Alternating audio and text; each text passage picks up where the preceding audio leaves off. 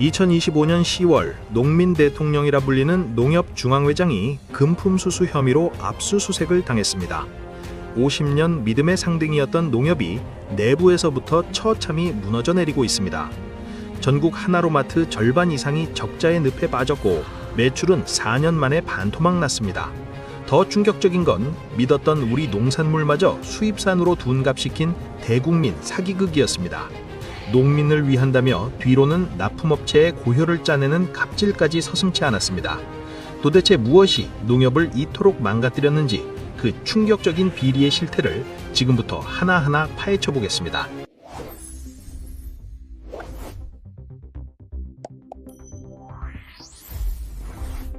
술자라는 냉정한 잣대를 들이대어 하나로마트의 현주소를 진단해보면 상황은 우리가 상상하는 것보다 훨씬 심각한데 2025년 8월 기준으로 전국 주요 하나로마트 매장 62곳을 전수조사한 결과 그중 절반이 넘는 35곳이 만성적인 적자 늪에 빠져 있으며 이는 전체 매장의 57%가 영업을 하면 할수록 빚더미에 앉게 되는 기형적인 구조임을 의미합니다. 2020년까지만 해도 적자 매장의 비율은 21.7%로 통상적인 경영관리 범위 내에 있었으나 이후 2021년 40%, 2022년 46.7%를 거쳐 2024년 49.2%로 급격히 악화되더니 급기야 2025년에는 과반을 넘기는 충격적인 수치를 기록하며 브레이크 없는 붕괴의 길로 들어섰음을 보여주고 있습니다.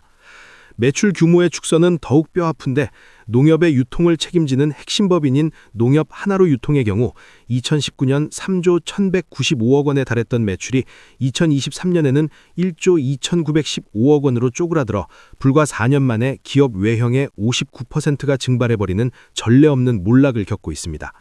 또 다른 축인 농협 유통 역시 같은 기간 매출이 1조 6,488억 원에서 1조 3,358억 원으로 18% 가까이 감소했으며 두 법인이 합작해낸 영업 적자 규모만 2023년 한 해에 600억 원을 상회한다는 사실은 이들이 시장 경쟁력을 완전히 상실했음을 방증하는 결정적인 지표라 할 수 있습니다.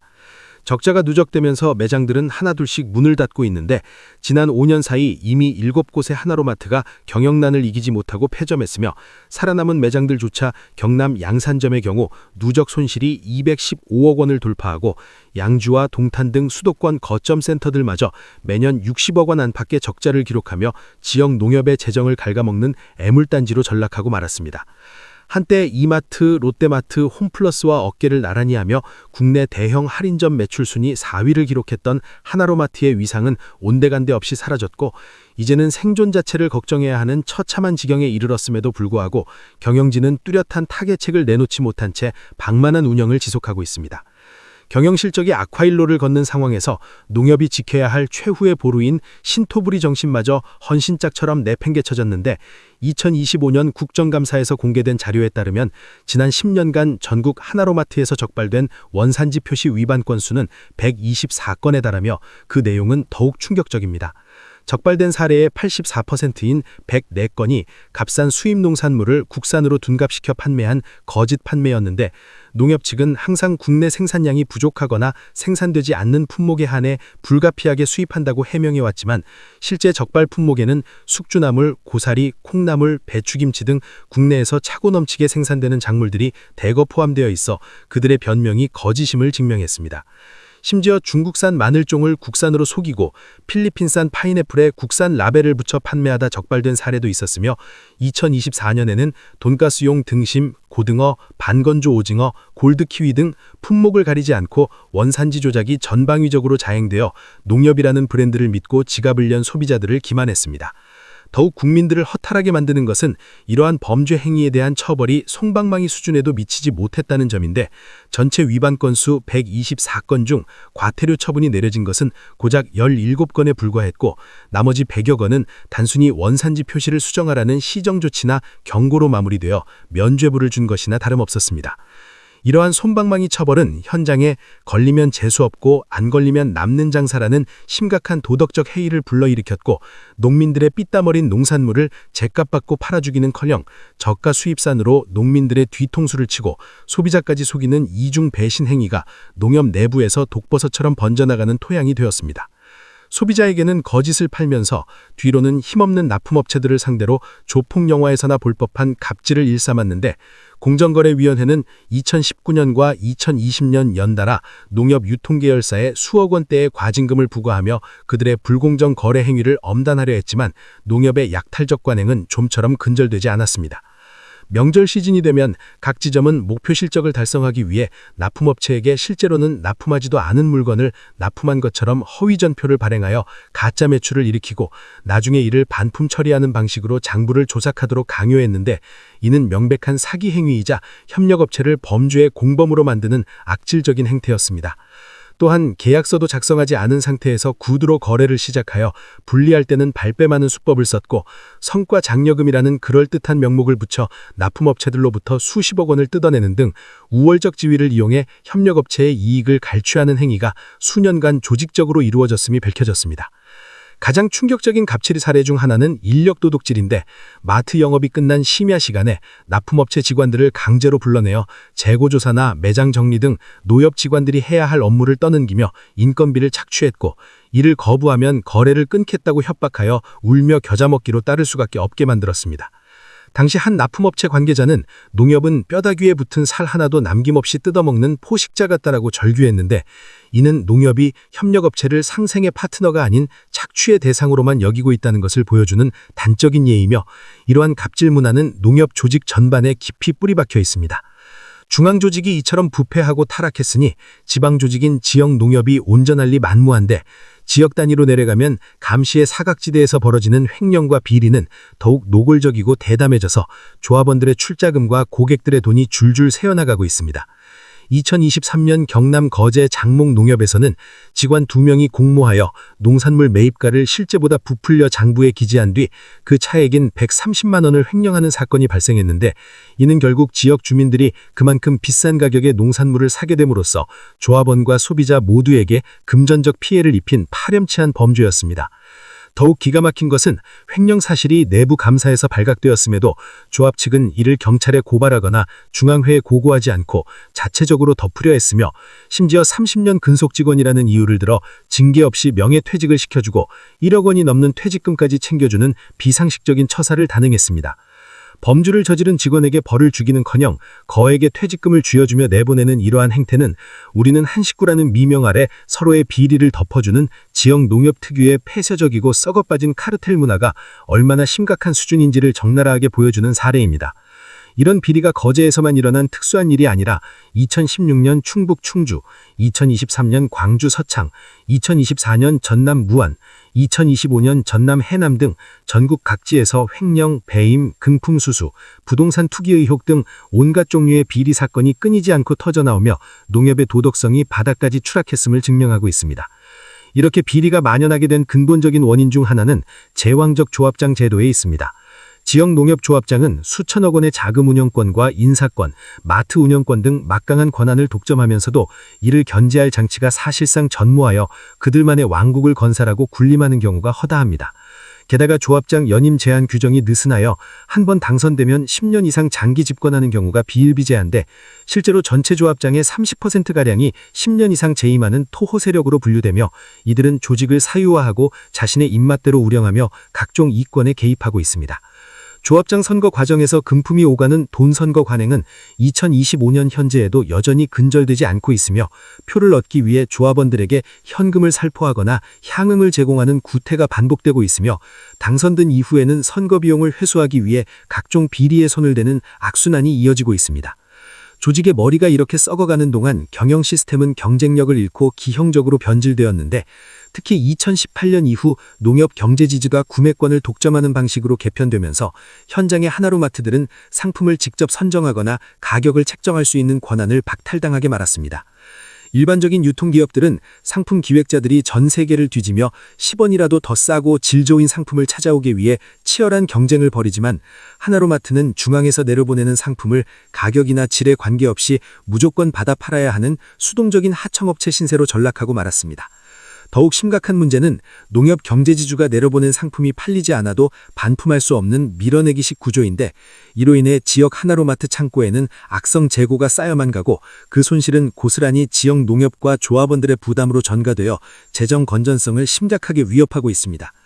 팔리지도 않을 물건을 강제로 떠안은 지역 농협은 적자를 매기 위해 다시 납품업체를 쥐어짜거나 장부를 조작하는 등 불법적인 방법에 손을 들게 되고, 이러한 구조적 모순이 결국 비리를 양산하는 토양을 제공하며 농협 전체를 병들게 하고 있습니다. 디지털 전환이라는 시대적 흐름 앞에서도 농협은 철저히 무능하고 안일했는데, 쿠팡이 로켓 배송으로 전국 물류망을 장악하고 마켓컬리가 새벽 배송으로 신선식품 시장을 점령했을 때 농협은 오프라인 매장의 기득권에만 안주하며 변화를 거부했습니다. 2024년 기준 국내 온라인 쇼핑 거래액이 242조 원을 돌파하고 전체 소매 시장에서 온라인이 차지하는 비중이 40%를 넘어선 상황에서 농협은 불편한 인터페이스와 느린 배송 시스템을 가진 농협몰 하나에 의존하며 젊은 소비자들의 외면을 자초했습니다. 이마트가 SSG.com을 키우고 롯데마트가 온오프라인 통합 전략을 펼치며 생존을 위해 몸부림칠 때, 농협은 방대한 자금력과 전국적인 네트워크를 가지고도 아무런 혁신을 보여주지 못한 채 소비자 패턴이 변해서 어쩔 수 없다는 비겁한 변명에 일관하며 골든타임을 허비했습니다. 농협의 이러한 총체적 난국은 결국 리더십의 실종에서 비롯됐는데, 조직을 이끌어야 할 역대 중앙회장들은 혁신을 주도하기는커녕 줄줄이 뇌물수수와 횡령 등 비리 혐의로 법정에 서면서 농민 대통령이 아닌 비리 대통령이라는 오명을 썼습니다. 2025년 10월 압수수색을 받은 전직 회장뿐만 아니라 현직인 강호동 회장도 2024년 선거 과정에서의 불법 선거운동과 금품살포 의혹으로 수사선에 올랐으면서 개혁을 외쳐야 할 수장 조신이 도덕적 치명상을 입고 리더십을 상실하는 비극적인 상황이 연출되었습니다. 윗물이 맑아야 아랫물이 맑다는 옛말처럼 회장이 비리로 수사를 받고 조합장들이 돈으로 표를 사고 파는 조직에서 말단 직원들에게 청렴과 혁신을 요구하는 것은 공허한 메아리에 불과하며, 이것이 바로 농협 개혁이 매번 실패로 돌아가는 가장 큰 이유입니다. 정부의 관리감독 부실 또한 사태를 키운 주범이라 할 수 있는데, 농림축산식품부는 농협의 방만 경영과 끊이지 않는 비리 사건들을 수수방관하며 사실상 괴물을 키워왔고, 회장들이 감옥을 드나드는 동안에도 근본적인 지배구조 개선이나 강력한 제재 조치를 취하지 않았습니다.